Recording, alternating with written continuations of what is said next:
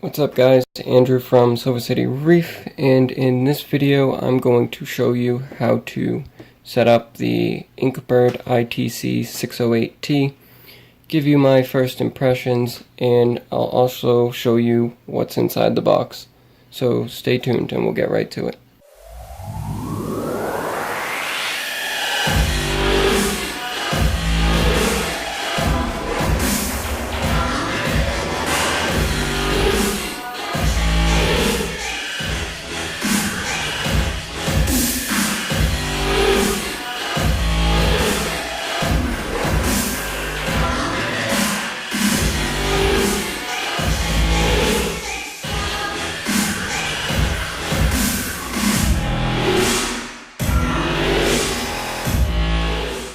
Alright, so if you've done any research into temperature controllers at all, chances are you have come across Inkbird.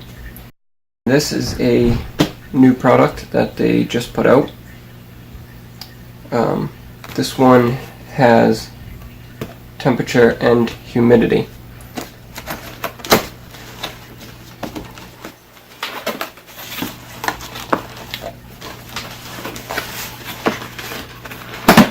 So again, manual, warranty card, and here you see the main unit itself. Obviously this is much larger than this unit, even with the plugs considered, but honestly, I don't think this one is made as much for the aquarium use.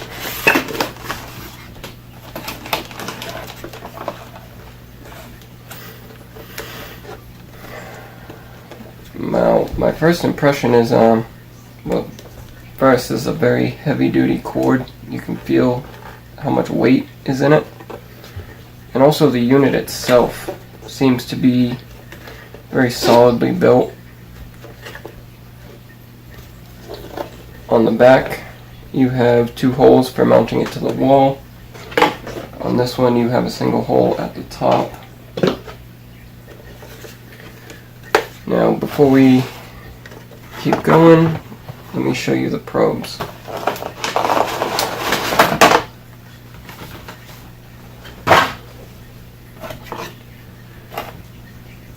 So this is the non-submersible probe. And I haven't figured out whether or not you can just buy the plug-and-play version of the submersible probe, and if it'll work on this or not. This appears to just be stainless, and it's not sealed or anything. I'm sure we could just coat it in silicone back to the end of the plug and it would be alright. But maybe that's one thing we'll test if I don't end up giving this one away. Now this is the humidity probe. Looks like it's just got a single screw hole, and again the plug and play option.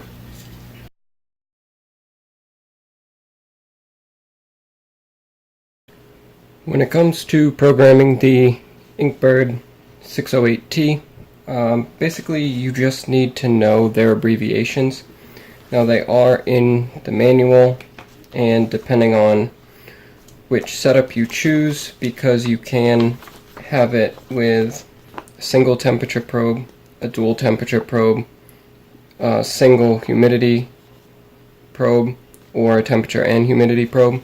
So depending on which you choose, there will be different settings or different ways of setting it up. So first of all, let's go over some of the information or statistics, so to speak. The power of the entire unit is 1800 watts, so you could run two 900 watt heaters on this without a problem. I'm not sure where you would need 900 watt heaters. Obviously if you have a huge tank, maybe, or a chiller probably uses a lot more power. That's 15 amp current. The temperature probe has a range of negative 40 degrees Fahrenheit to 212 degrees Fahrenheit, or negative 40 degrees Celsius to 100 degrees Celsius. The accuracy of the display is 0.1 degrees Fahrenheit if less than 100 degrees. It is 1 degree Fahrenheit for over or equal to 100 degrees. Now, the probe accuracy itself is plus or minus 2 degrees between 50 degrees Fahrenheit and 176 degrees Fahrenheit. This changes for anything outside of those temperatures, and it would be plus or minus 3 degrees. The humidity probe has a range of 5% to 99% relative humidity, with a display accuracy of 0.1% and an average probe accuracy of plus or minus 4%.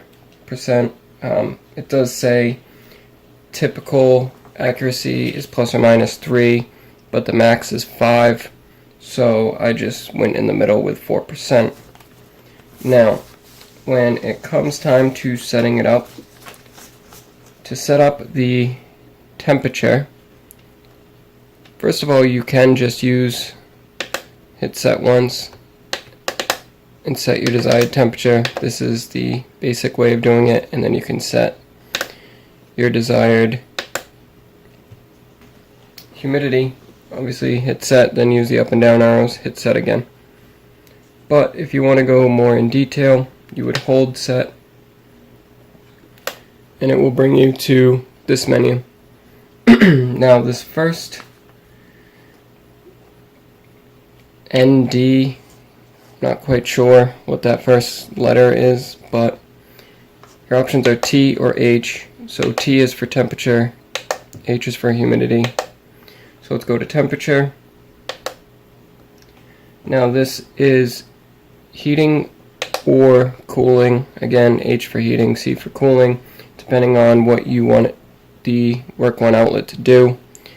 You would choose that here. Next would be your temperature setting. So what is your desired temperature? Again, up and down to set it. The DS is the differential. So basically when you want it to kick on or off. So I went to 1 degree, so if it hits, my temperature setting is 78. So at 77 the heater will turn on, and at 79 it would be off. Now this is the high temperature alarm.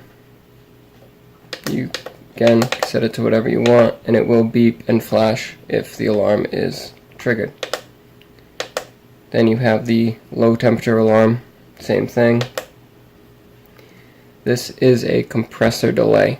This is used more for certain cooling units that have a compressor and you don't want them turning on and off constantly, or they need to run for a set amount of time. So basically, if you needed to set a delay, it would be 1 minute, it would be 2 minutes, and so on. CA is calibration. So if you noticed it was off by 0.2, you would just go, well, if it was high by 0.2, you would set this to negative 0.2. If it was low by 0.2, you would go up positive 0.2, and that would correct the calibration. Now this is Celsius or Fahrenheit, and we're back to the beginning. Let's go to humidity. So humidifying or dehumidifying, again, the set relative humidity percentage that you want, the differential, the high alarm, the low alarm, the compressor delay, calibration, and we're back to the beginning. To lock in your settings, just hold set, and it will return back to the main screen. These two lights right here indicate whether this one is heating or cooling, or this one is humidity or dehumidity. So basically, if I were to go in to the settings and change this to cooling, now the top LED would be on. Now, if the outlet was turned on, these lights would be lit up. So it does tell you which one is which in the manual. There are different colors, I believe. So the red LED is work 1, outlet is on. Green LED is work 2, outlet on. A blinking green LED is work 2, output is performing the function of compressor delay. So basically it just means you're in that delay period. And the yellow LED is the controller is in the setting mode and not in the normal operations mode. This is what they mean when they refer to normal operations. When you only have the temperature probe hooked up, you can use work 1 as heat and work 2 as cooling, and you can set it up that way. Now, when you have it this way, you can also set it for a timer. So let me walk you through getting to that point. It's heating differential, cooling differential, high alarm, low alarm, compressor delay, calibration, Celsius Fahrenheit. TR1 would be how you get into the timer. Then you have what looks like UT, which would be day, hour, or this is supposed to be minute. And then you have, again, weird symbol D, but I believe that's supposed to be an M. And this would be cycle mode. You can go 0, which is infinite, which I believe it just continues to repeat, or you can go 1 through 999. AT is power off return settings. So 0 is manual, 1 is auto. This is stage value, 1 through 12. So let's just do 1. SST, I believe, is unadjustable, so that's just telling you, I believe, the stage. And then SO1 would be stage 1 temperature setting. HO1 would be stage 1 duration. And UO1 would be user-defined stage end alert. So N is no alert, A is alert, C is confirm, and S is stop program. Now, if you had multiple, the next option would be S02, and you would basically go through this for each stage. Now, I have no use for the timer, so I'm not going to be using it.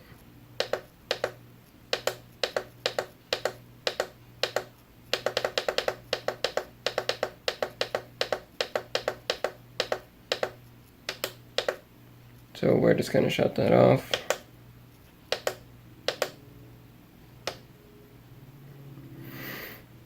Now, I'm probably going to test this with both probes, thinking inside of my stand, that way I can monitor the humidity in there, make sure that it's not getting too humid, and that way I can give it a fair test, because I know there'll be humidity in there. As for the temperature probe,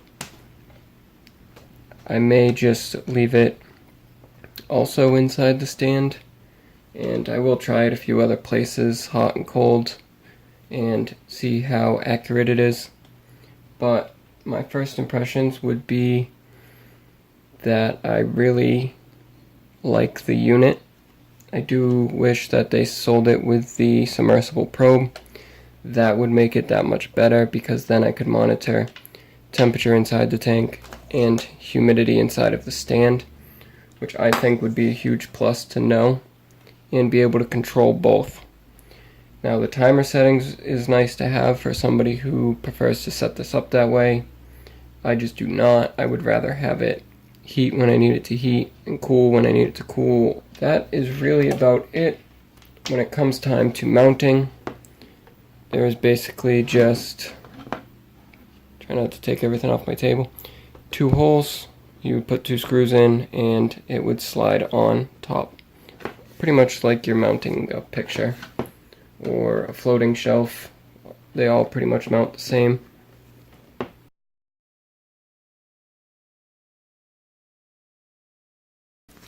Anyways, thank you guys for watching. I hope this was helpful, and if you were thinking about purchasing this controller, hopefully you have a better idea of what you would be buying. And if you're looking for my opinion, I would say definitely purchase it. This would be great for, you know, grow rooms, grow tents, brewing. I've seen someone use it for fermenting meat. So it has a lot of uses.